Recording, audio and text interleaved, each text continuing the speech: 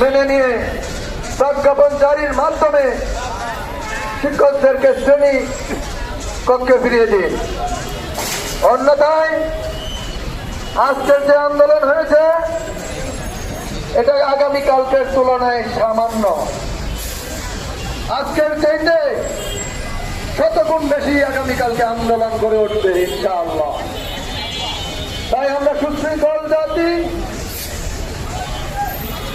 আমরা শিক্ষক সমাজ, আমরা চাই না কোনো বিশৃঙ্খলা তৈরি হোক, যাতে করে সাধারণ মানুষের দুর্ভোগ হয় এবং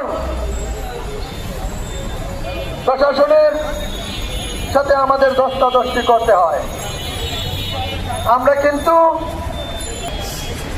ঢাকা বিশ্ববিদ্যালয় সহ ইসলামী বিশ্ববিদ্যালয়, বাংলার যত ছাত্র ছাত্রী আছে, যত শিক্ষক সমাজ আছে, যত রাজনৈতিক সংগঠন আছে, যত সাধারণ মানুষ আছে, সবাই আমাদের সাথে একতাবাদ ঘোষণা করেছিল ওই সময়।